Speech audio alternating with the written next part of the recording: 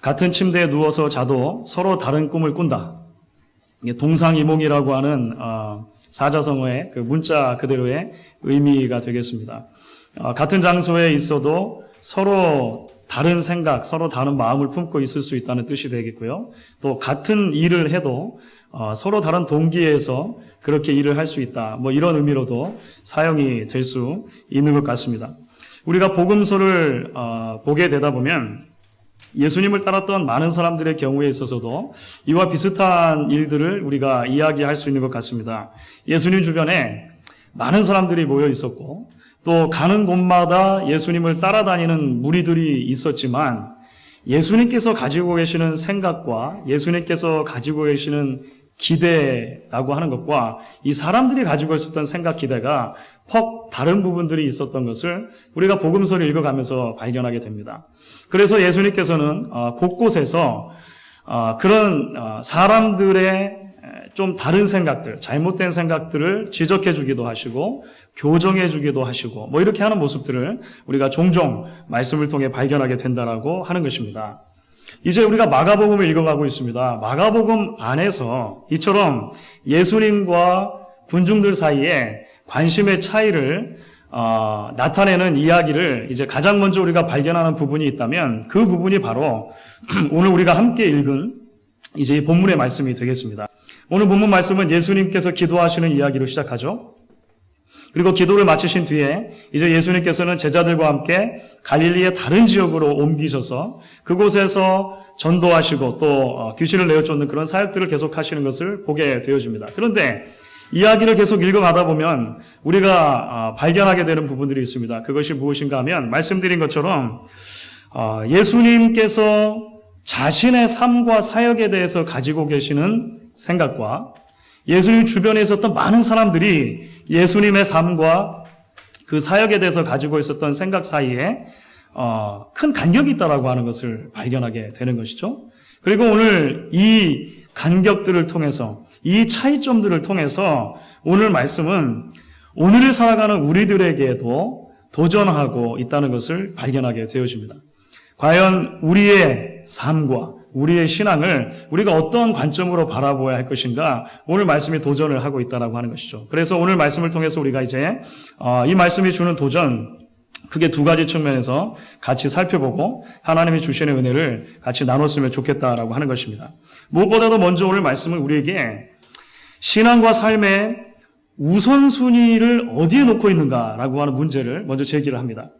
신앙과 삶에 있어서 가장 첫 자리, 그 우선순위라고 하는 것을 어디다가 지금 놓고 살아가고 있느냐 묻고 있다는 것이죠. 신앙과 삶에 있어서 성도들의 신앙과 삶에 있어서 가장 본질적인 부분이 있다면 가장 우선순위에 마땅히 놓여야 할 것이 있다면 그것이 무엇이라고 여러분 생각하십니까? 성경은 그것을 하나님과의 관계라고 이야기합니다. 하나님과의 관계. 우리의 신앙과 우리의 삶이 하나님과의 관계라고 하는 이 굉장히 중요한 부분에 있어서 늘 초점을 맞추고 있어야 된다. 성경의 많은 부분에 있어서 이야기를 한다라고 하는 것이죠. 이 하나님과의 관계라고 하는 본질을 놓쳐버린 채 신앙과 삶에 있어서 부수적인 것들에 우리의 관심을 다 쏟아서 우리가 분주하게 움직이고 있지 않은가 오늘 말씀이 우리에게 사실 질문하고 묻고 있다라고 하는 것입니다. 오늘 말씀이 이렇게 시작을 합니다. 35절 말씀이죠. 새벽 5일의 미명에 예수께서 일어나 나가 한적한 곳으로 가사 거기서 기도하시더니 우리가 지난주 본문 말씀에서 쭉 이어서 오는 말씀이기 때문에 사실 예수님께서 지금 기도하시러 가신 이 이른 굉장히 이른 아침인데요. 이 시점이 육체적으로 보았을 때 예수님께서 굉장히 피곤하신 시점이었다라고 하는 것을 우리가 미루어 짐작할 수가 있습니다. 그 전날 예수님께서 하루 종일 말씀을 가르치시고 병자를 치유하시고 귀신을 내어쫓는 사역을 하셨습니다. 한밤중에도 쉬지 못하시고 이제 저녁 해가 진 다음에야 많은 사람들이 또 몰려들어서 또 그들도 예수님께서 고쳐주셨다라고 하는 것이죠. 아마도 자정을 훨씬 넘긴 시간에 예수님께서 겨우 휴식을 좀 취하실 수 있는 그런 여유를 가지셨던 것으로 보여진다고 하는 것입니다. 그런데 아직 해가 다 뜨지도 않았는데 이른 새벽에 예수님께서는 일어나 나가서 기도하셨다라고 하는 것이죠. 그런데 오늘 말씀 가운데서 사실 예수님께서 육체적으로 볼 때, 육신적으로 볼 때 이렇게 피로하고 피곤한 순간에도 하나님 앞에 나아가서 기도하셨다라고 하는 것보다 더 중요하게 우리가 생각해 보아야 할 부분이 있습니다. 그것은 예수님의 전체 사역의 시점 가운데 지금 이 시점이 어느 부분에 와 있느냐라고 하는 것을 생각하는 것입니다. 지금 예수님께서 지금 지나가고 있는 이 시기, 어떤 시기라고 여러분 생각하십니까? 사실 예수님께서 비로소 많은 사람들에게 주목을 받기 시작하는 그 시점이 되겠습니다. 비로소 사람들의 관심이 예수님께로 좀 집중하기 시작하는 그런 시점이라고 하는 것입니다. 예수님께서는 이 땅에 원래 오실 때부터 왕으로 오셨고 구원자로 오셨습니다. 그런데 예수님께서는 30여 년의 시간 동안을요, 그저 한 평범한 이스라엘 사람으로 살아가셨어요. 갈릴리 지역의 한 작은 동네인 나사렛에서 어린 시절 그냥 자라나셨습니다. 보내셨어요.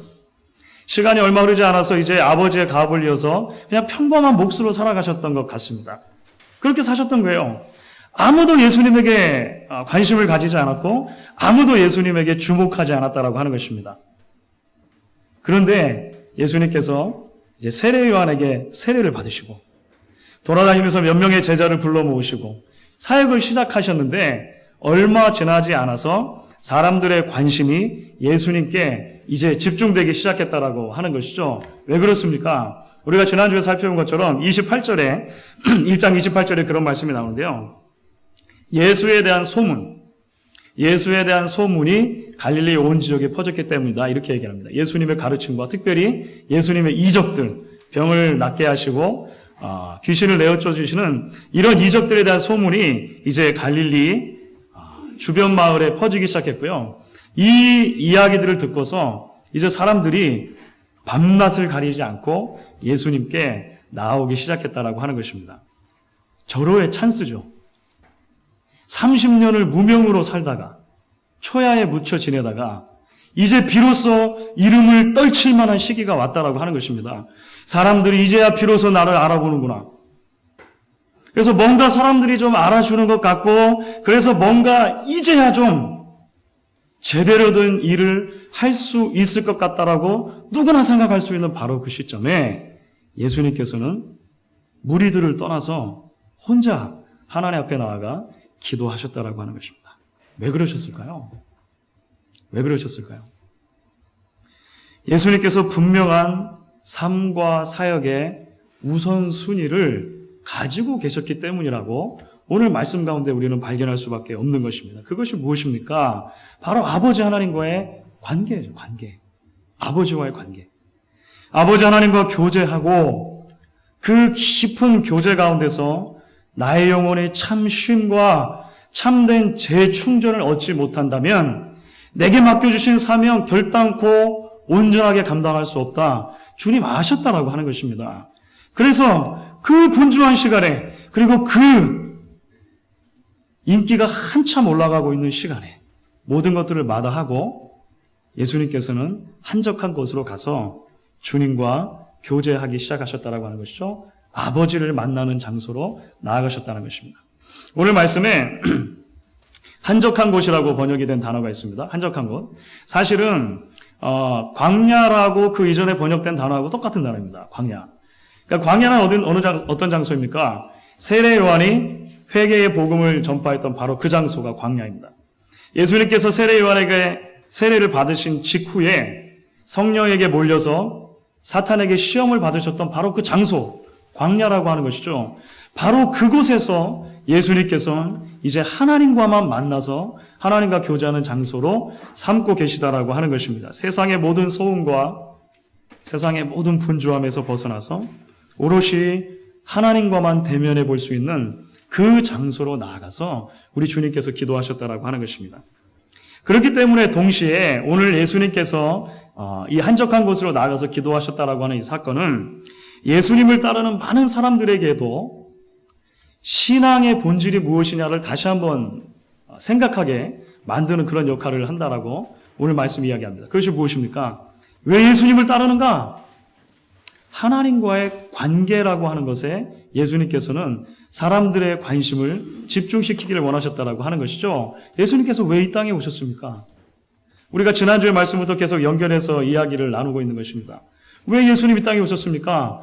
병들어서 영혼이 하나님과 멀어져 있는, 영혼이 죽어 있는 인생들의 상태를 보시고 다시 한번 살려서 하나님과 바른 관계에 놓이도록 하시는 것이 예수님께서 이 땅에 오신 목적이었다라고 하는 것입니다. 예수님께서 왜 귀신을 내어 쫓으시고 많은 사람들의 질병을 고쳐주셨습니까? 사람들의 영혼이 병들어 있는 것을 알게 하시고 사람들의 전체 삶이, 전 존재가 하나님과 바른 관계에 놓여야 소망이 있다라고 하는 것을 알려주시기 위해서 예수님이 그렇게 사역하셨다라고 하는 것이죠. 사랑하는 성도 여러분, 그렇기 때문에 이제 오늘 말씀은 저와 여러분에게 묻고 있는 것입니다. 오늘 우리의 신앙의 우선순위가 과연 어디에 놓여 있느냐라고 하는 것입니다. 때로 우리는 사람들의 관심과 사람들의 인정을 받는 것에 우선순위를 놓고 신앙생활을 하게 되는 경우도 더러 생기게 되는 것 같습니다. 이름만 되면 알 수 있는 한국의 대형교회 가운데, 대표적인 대형교회 가운데 한 목사님께서 얼마 전에 박사학위 표절 문제가 있었죠. 그래가지고 그 표절 문제 때문에 6개월 동안을 자숙한 시간을 가지고 사실 최근에 다시 복귀하셨습니다. 그런데 복귀하기 바로 이전에 또 어떤 것이 발견이 됐냐면 이분께서 박사학위만 표절하신 것이 아니라 고등학교, 그다음에 대학교 학력까지 위조했다라고, 그러니까 거짓말을 했다라고 하는 것이 최근에 또 밝혀졌어요. 그래서 이제 크게 건축을 지금 진행하고 있는데 그 건축 문제와 맞물려 가지고 지금 굉장히 어려운 그런, 한국 교회를 사실 대표할 만한 그런 교회라고 할 수 있었는데 어려운 상태에 놓이게 되었습니다. 왜 학력을 위조합니까? 왜 박사학위를 표절하고 거짓으로 만들고 이렇게 하겠습니까? 하나님의 인정과 하나님이 기뻐하시는 사역이 아니라 사람들의 인정과 인기몰이에 더 관심이 있기 때문이라고밖에 우리가 이야기할 수 없는 것 같습니다. 나아가 조금 더 살펴보면 우리는 하나님을 알아가고 하나님의 뜻을 따라서 살아가는 순종의 삶보다 눈에 보이는 복과 눈에 보이는 세속적인 성공을 위해서 신앙생활하게 되어지는 그런 경우도 있는 것을 발견하게 되어집니다. 우리가 예수를 믿는 순간 우리 영혼에 본질적인 복이 깃듭니다. 우리가 받는 복은 하나님 앞에 구원받고 이 땅에서 하나님의 백성으로 살아가는 것이죠. 전혀 그럴 만한 자격이 없는데 우리에게 그런 복을 주신 것입니다. 그런데 우리에게 영혼의 복이 있음에도 불구하고 이 땅을 사는 동안에 때로 우리는 복음 때문에 불편함을 겪게 되는 수도 있습니다. 물론 만사형통하면 좋겠지만 복음 때문에 불편하고 복음 때문에 고난당하고 복음 때문에 희생을 당해야 하는 시점에 우리가 처해야 될 때도 분명히 있다라고 하는 것입니다. 그런데 이런 모든 것들은 다 싫고 예수도 믿고 세상적으로 성공하고 잘 되는 것만 바라게 되어지는 이런 기복적인 요소들이 여전히 우리에게는 매혹적으로 보여진다라고 하는 것이죠. 사랑하는 성도 여러분, 그런데 성경은 우리에게 분명히 증언을 하고 있습니다. 성도의 신앙과 삶의 본질은 우리가 예수님을 통해 하나님을 얼마나 알아가느냐 하는 것이고 그 하나님과 어떻게 바른 관계를 유지하며 살아가느냐에 있다라고 하는 것입니다. 그렇기 때문에 기도가 필요한 거죠. 그렇기 때문에. 왜냐하면 기도의 본질이 바로 하나님께 나아가 하나님과 관계를 맺는 데 있기 때문인 것입니다. 예수님께서 왜 기도하셨습니까? 능력이 좀 모자르셔서 기도하셨습니까? 병을 갖추다가 귀신을 내어쫓다가 주술적인 능력이 조금 모자르셔서 그것을 체험받으려고 기도하신 것입니까? 아니죠. 예수님께서는 그저 말씀만으로 세상을 창조하실 수 있는 창조 때에 계셨던 하나님과 동일한 분이라고 하는 것입니다. 그런데도 불구하고 예수님께서는 아버지 하나님께 나아가 기도하셨어요. 왜 그렇습니까? 하나님과 교제하는 것이 기도의 본질이기 때문입니다. 하나님을 만나고 그 하나님으로부터 날마다 새롭게 충전되어지는 것이 하나님의 백성으로 이 땅을 살아가는 본질과 바로 맞닿아 있기 때문이라고 하는 것이죠. 이거 마가복음에는 예수님의 기도에 대해서 이야기하시는데요. 3번에 걸쳐서 예수님의 기도에 대한 기록이 나옵니다. 그러니까 예수님께서 기도하셨다라고 하는 내용이 3번에 나와요. 첫 번째는 오늘 우리가 함께 살펴본 본문입니다. 그러니까 예수님의 사역의 초기에 있었던 기도이죠. 6장쯤 가면 예수님의 사역의 한 중반부 정도가 되어지는데요. 오병이어 사건을 일으키신 다음에 예수님께서 기도하신 장면이 나옵니다. 이게 두 번째 기도입니다.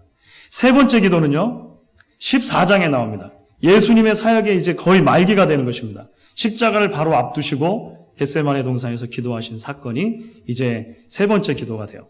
이게 도대체 무엇을 의미하는 것일까요? 예수님은 평생 3번만 기도하셨다. 이런 건 아니죠. 예수님께서 삶의 초기와 바로 한가운데와 마지막에 기도하셨다라고 하는 것은 예수님의 삶 전체가 기도하는 삶이었다라고 하는 것을 우리에게 운변적으로 보여주는 문학적인 장치가 되겠죠.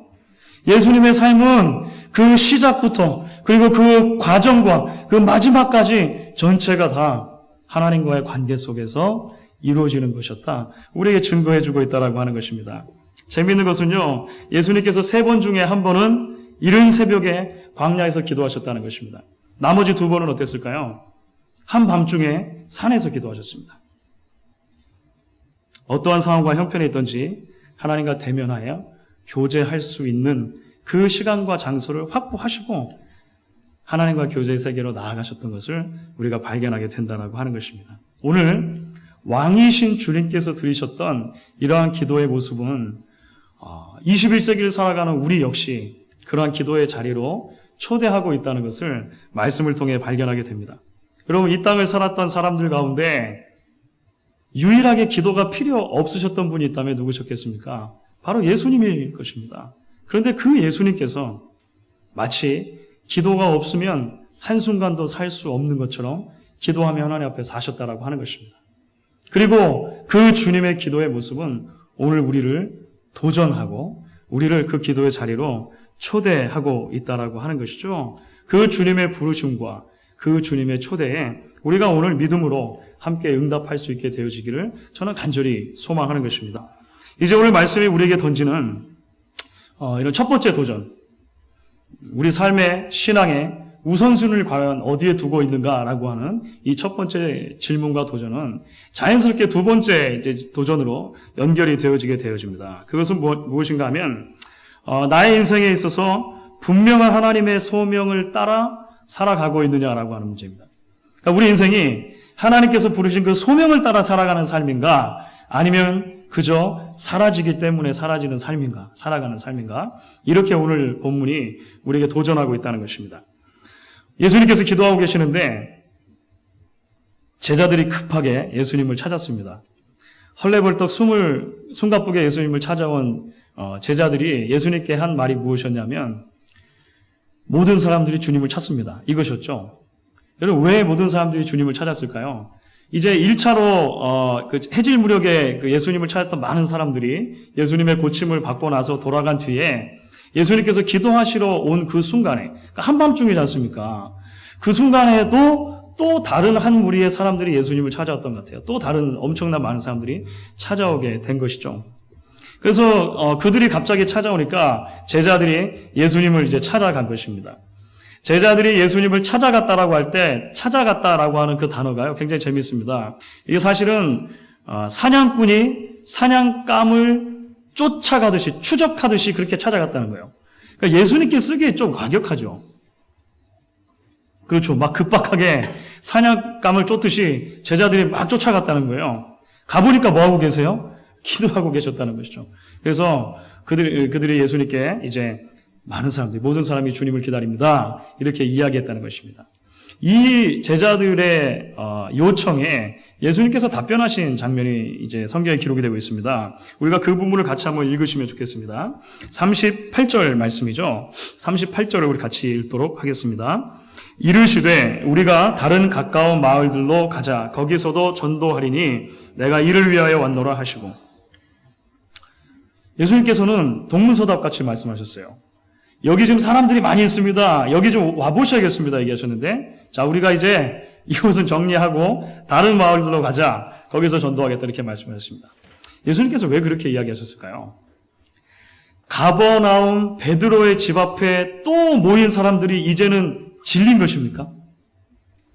이제 그들은 이제 더 고쳐주기 싫으신 것입니까? 그래서 도망가셨습니까? 우리는 그렇다고 볼 수는 없는 것 같습니다. 오늘 말씀 자체 가운데 예수님께서 왜 그렇게 하셨는지 그 이유가 분명히 드러나고 있습니다. 예수님 뭐라고 말씀하시냐면 그렇게 가까운 다른 마을들로 가자. 거기서도 전도하리니 내가 이를 위하여 왔노라. 무슨 말씀입니까? 예수님께서는 자신의 인생을 향한 분명한 부르심의 소명을 가지고 있으셨고 그 소명의 확신 가운데 발걸음을 옮기시는 인생 살았다라고 하는 것을 말씀을 통해 우리가 발견하게 된다라고 하는 것입니다. 예수님께서 오신 목적이 무엇입니까? 전도하는 것이었어요. 전도하는 것. 하나님과 대면하는 그 기도의 시간을 통해서 예수님께서는 다시 한번 자신이 이 땅에 존재하는 이유와 목적을 바르게 깨달으셨던 것 같아요. 다시 정리하셨던 것 같아요. 단지 사람들의 환호성을 쫓아서 이리저리로 쫓겨다니는 삶이 아니라 하나님의 부르심을 쫓아서 하나님의 환호하심을 쫓아서 움직이는 삶이 하나님께서 기대하시는 삶이라고 하는 것을 깨달았다라고 하는 것입니다. 오늘 말씀 가운데 전도하다라고 이 번역된 단어는 사실 그냥 문자 그대로 하면 설교하다라는 단어입니다. 설교하다, 선포하다. 그러니까 preach 또는 proclaim이라고 그냥 번역할 수 있어요. 그러니까 예수님께서 설교하시고 선포하신 내용이 하나님 나라의 복음이니까 이제 우리나라 말로 번역하면서 전도하다 이렇게 이제 번역을 하게 된 것 같습니다. 결국 이것은 무슨 말입니까? 예수님께서 자신의 발걸음이 닿는 곳마다 하나님 나라의 복음을 선포하는 것을 자신의 삶의 분명한 목적으로 이해하고 사셨다라고 하는 것입니다. 이어서 이어지는 말씀을 증언을 보시게 되면요. 예수님께서는 계속해서 귀신을 내어쫓는 일을 하셨어요. 예수님께서는 계속해서 병자들을 고치는 일을 하셨습니다. 그 일 자체가 싫어서 그러셨던 것이 아니라 예수님께서 이 땅에 존재하는 목적이 하나님 나라의 복음을 계속해서 전파하고 사람들과 하나님 사이의 관계를 다시 한번 회복시키는 데 있었다라고 하는 것을 말씀을 통해 발견하게 된다라고 하는 것이죠. 사랑하는 성도 여러분, 그렇기 때문에 오늘 말씀은 이제 두 번째로 저와 여러분에게 묻고 있는 것이죠. 하나님과의 관계라고 하는 신앙의 우선순위를 따라서 살 뿐만 아니라 매일매일을 하나님께서 우리를 부르신 그 부르심을 조차 그 소명을 조차 살아가고 있느냐라고 묻는 것입니다. 부름을 조차 따라 살아가는 삶인가? 그냥 아침에 오늘도 자동으로 눈이 떠졌기 때문에 그냥 사라지니까 시간이 흘러가니까 살아가는 삶인가? 오늘 말씀이 우리에게 진지하게 묻고 있다라고 하는 것입니다. 사랑하는 여러분, 사실 우리가 소명이라고 하는 말을 들으면 조금 거창한 것들을 먼저 떠올리게 돼요. 그렇죠? 그래서 누군가가 소명을 받았다. 그러면 꼭 신학교를 가야만 될 것 같아요. 그렇죠. 소명을 받았다 그러면 목회자를 먼저 생각하고 소명을 받았다 이렇게 하면 선교사 이렇게 되게 생각하게 되어지는 것 같습니다. 하지만 여러분, 성경 속에서 이 소명이라고 하는 말은 단지 목회자들이나 선교사들 같이 몇몇 특정한 사람들에게만 적용될 수 있는 그런 단어가 아니라고 하는 것을 발견하게 됩니다. 오히려 성경은 소명이라고 하는 개념을 모든 성도들에게 적용을 시켜요. 모든 성도들에게. 하나님께서 저와 여러분을 구원하신 것 자체가 소명이라고 하는 것입니다. 부르심에 관한 거예요. 성경에서는 많은 부분에 있어서 특히 신약에서 이 구원이라고 하는 개념과 부르심이라고 하는 개념을 거의 같이 놓고 이야기하는 것을 볼 수 있습니다. 디모데후서 1장 9절에는요. 이런 말씀이 그래서 나옵니다. 하나님이 우리를 구원하사 거룩하신 부르심으로 부르신 것은 우리의 행위대로 하심이 아니요. 우리를 구원해서 불러주셨다라고 하는 것이죠. 이것이 거의 같은 개념으로 우리에게 이야기되고 있다라고 하는 것입니다. 그렇기 때문에 결국 우리의 인생을 향한 하나님의 부르심을 따라 산다는 것, 소명을 따라 산다는 것 무슨 의미가 있습니까? 갑자기 소명을 받아가지고 더 특별한 일을 한다든지 더 큰 일을 물론 그런 경우도 있겠습니다만 그런 것보다도 사실 우리의 소명을 따라 산다는 것은 이런 것에 가깝다라고 이해를 하시면 되겠습니다. 매일매일 우리를 구원하신 하나님의 그 은혜에 감사하면서 우리를 구원하신 하나님의 의도와 목적대로 살아드리는 것입니다. 매일 발딛고 살아가는 바로 그곳에서 하나님의 구원받은 백성으로 구원받은 백성답게 살아가면 된다라고 하는 것이죠. 저는 그런 삶이 도대체 어떤 삶인가에 대해서 웨스트민스터 그 소요리 문답이라고 있는데요. 그 1번 문답이 굉장히 잘 요약해주고 있다고 생각을 합니다. 웨스트민스터 신앙고백의 소요리 문답이 있는데요. 그 1번 문제와 답 이렇게 묻고 답합니다. 사람의 제일 되는 목적이 무엇입니까? 사람이 제일 되는 목적이 무엇입니까? 그러면 답을 하죠. 사람의 제일 되는 목적은 하나님을 영화롭게 하고 영원토록 그를 즐거워하는 것입니다. 사람의 제일 된 목적은 하나님을 영화롭게 하고 영원토록 그를 즐거워하는 것입니다. 이게 하나님과의 교제의 본질이죠. 예수님께서 하나님과 나누셨던 교제의 본질을 우리는 이렇게 이해할 수 있을 것입니다. 결국 나이와 직업과 신분과 성별에 관계없이 여러분들이 지금 현재 처해 있는 바로 그 삶의 자리에서 하나님께 영광을 돌리고 하나님을 완전히 즐기고 기뻐하고 즐거워하는 삶으로 하나님께서 우리를 부르셨다라고 하는 것입니다. 나를 영화롭게 하고 이 세상에 눈에 보이는 것들 때문에 즐거워하거나 슬퍼하는 삶이 아니라 하나님을 영화롭게 하고 하나님을 즐거워하는 삶으로 부르셨다라고 하는 것입니다. 주 안에서 사랑하는 성도 여러분, 그렇기 때문에 이제 말씀을 정리하면서 저는 여러분들에게 이렇게 도전하며 권면하기를 원합니다. 매일 아침 눈을 뜰 때마다 우리의 가정에서, 직장과 일터에서, 교회에서, 학교에서 하나님께서 나에게 주신 이 하루를 통해 내가 하나님께 영광을 돌리는 삶을 살겠노라. 그리고 눈에 보이는 다른 것이 아니라 하나님만을 나의 기쁨의 근원으로 원천으로 삼고 그 하나님을 영원토록 즐거워하며 살겠노라 결단하실 수 있기를 바라는 것입니다. 힘들고 고된 우리의 인생길이지만 우리 안에 은혜를 주신 예수의 생명 가지고 사는 동안에 그래서 조금씩 주께로 더 가까이 가는 삶을 살기를 원합니다. 오늘 저와 여러분이 함께 결단하고 하나님 앞에 고백하실 수 있게 되어지기를 주의 이름으로 간절히 부탁드리겠습니다.